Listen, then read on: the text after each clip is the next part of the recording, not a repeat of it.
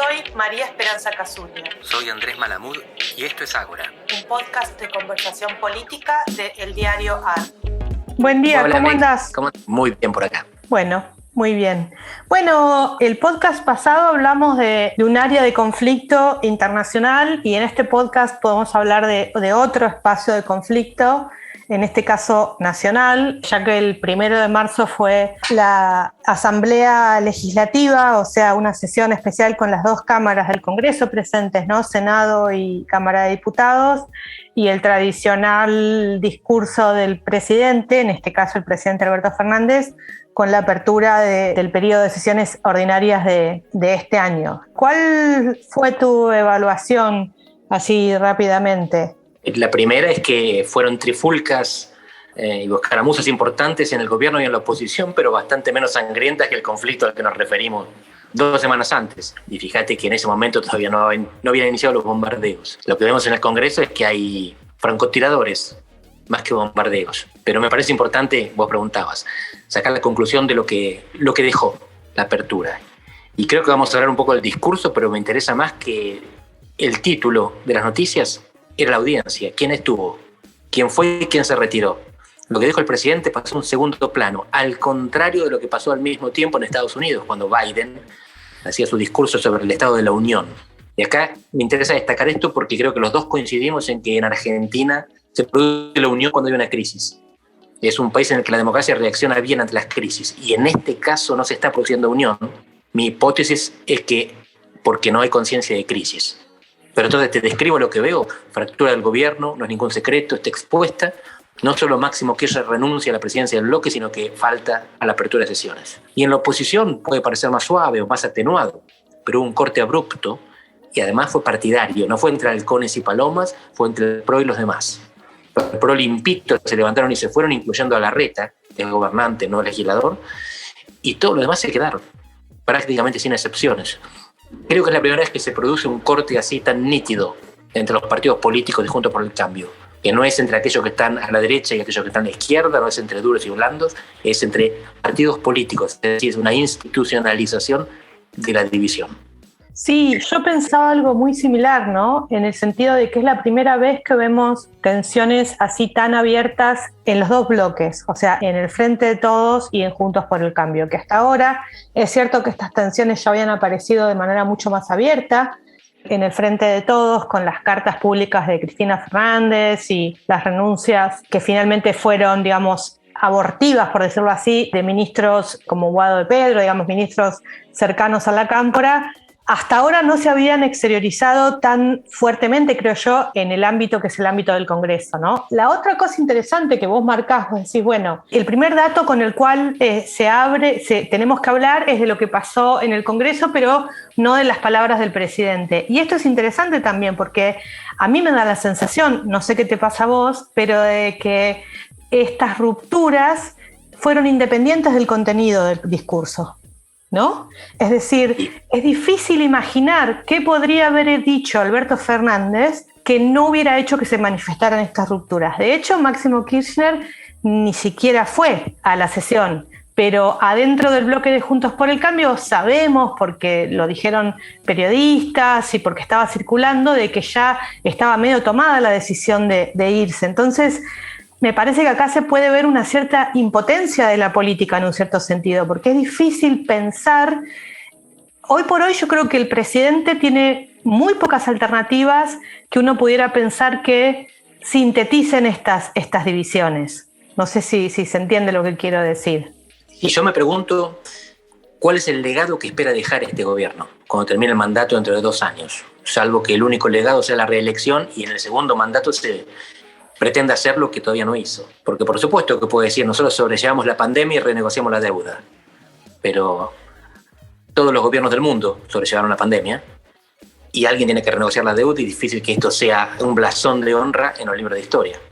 Así que me cuesta encontrarle el rumbo, aunque falle, aunque no lo sepa conducir, pero el horizonte. Y lo que me interesa es lo que, recién concluíamos. En un país que supuestamente es hiperpresidencialista, no estamos hablando de lo que hace el presidente, estamos hablando de lo que hacen los partidos en el Congreso, que es en principio conflictivo y turbulento, se dividen, se pelean. Pero aún así, esto es un dato, porque y hago una conclusión fuerte. El gobierno no está haciendo nada. La política pasa por otro lado. Sí, o sea, yo creo que el gobierno hay cosas que está haciendo, pero como vos decís, uno puede hablar de tales logros en la gestión en algunas áreas, puede hablar de falencias en la gestión en otras áreas, pero lo que aparece muy, muy complicado es justamente el espacio de la política, ¿no? Creo yo, específico de la política. Y acá se abre para mí el gobierno ahora una perspectiva que además es problemática, porque en el acuerdo con el FMI, yo veo un escenario muy palo porque bogas, palo porque no bogas. ¿En qué sentido lo digo? En el sentido en que si no puede pasar este acuerdo, más que podemos discutir cuáles son sus méritos, ¿no? O falta de méritos, pero desde el punto de vista político, si no lo puede pasar con los votos del peronismo, digamos, si el acuerdo cae y no lo puede pasar y entra en default, para mí es un muy mal escenario para el gobierno. Pero si no lo puede pasar con votos del peronismo, pero se pasa con algunos votos de Juntos por el Cambio, para mí esto es un escenario que políticamente también es complicado para el gobierno, porque eso no va a suturar la fractura interna de sus dos bloques, ¿no? Del sector que es más crítico al acuerdo. Digamos, al contrario, va a decir como pasaron esto en acuerdo con el macrismo, por decirlo de esta manera. Al mismo tiempo, no sé qué ves vos del bloque macrista, que tampoco queda claro que el macrismo hoy, o digamos, específicamente que el bloque del PRO le vaya a dar esos votos, ¿no? Uh-huh. Bueno, justamente para mí, la sorpresa es que creo que la oposición la tiene facilísima. Este es un problema todo del gobierno. Y la posición fácil de la oposición es dar quórum y abstenerse. Dar quórum facilita el tratamiento. Este es un problema que requiere solución. El acuerdo no es satisfactorio y por lo tanto no lo votamos a favor, tampoco lo votamos en contra. El gobierno tiene la primera minoría en las dos cámaras, por lo tanto lo tiene que resolver. Si Juntos por el Cambio no es cómplice del gobierno y tampoco es obstrucción al gobierno. Y de esta manera también licúa los problemas internos. Pero fíjate que están tan exacerbados, en algún caso, fíjate que extraño, por Lilita, que es una hoy extremista moderada, y en el otro por el macrismo, que se ofende y se va ante algo que el presidente había dicho un año atrás. Esto no justifica lo que hace Alberto Fernández, ni lo critica. Simplemente el argumento del bloque del PRO para irse no es sobre algo nuevo que el presidente haya hecho. Así que los ánimos están caldeados cuando la solución parece evidente. De nuevo, la política en Argentina se pelea cuando en condiciones similares se unió en el pasado ante la crisis. Y la oposición se divide cuando era tan fácil mantenerse unida. La del gobierno es más complicada y quizás le salga bien por poco o por la división de la oposición que le está regalando el acuerdo con el fondo. Sí, de hecho una cosa que yo pensaba, y lo hemos conversado en varias oportunidades, creo, en este podcast, y recuerdo que lo hablamos específicamente en la charla que tuvimos después de las PASO, o sea, para mí el gobierno tiene un problema que es que no tiene un adversario claro, afuera de él. Correcta la corrección.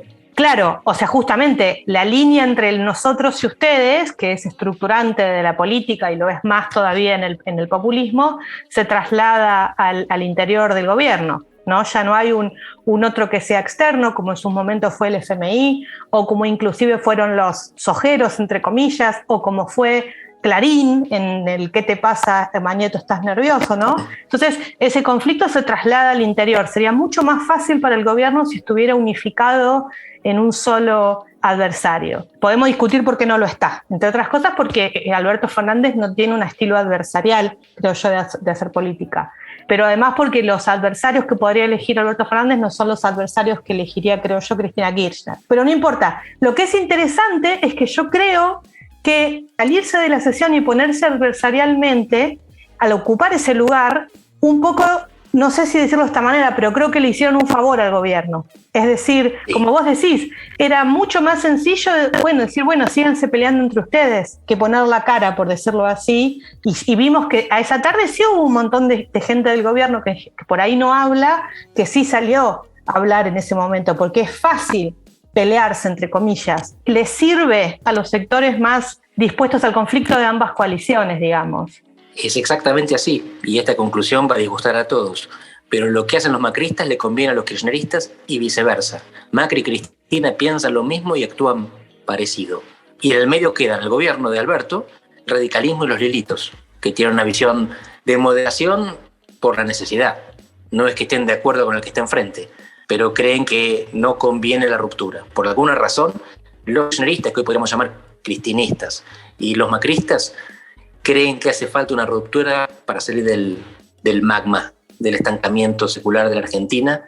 Lo que pasa, claro, que cada uno piensa que hay que salir en diferentes direcciones, pero cuanto peor mejor, parece que es común a los últimos dos expresidentes. Bueno, Andrés, nosotros estamos hablando de esto mientras en este mismo momento está reunido Sergio Massa con los presidentes de bloque, porque está entrando el borrador del acuerdo, o por lo menos están armando la agenda para su tratamiento parlamentario.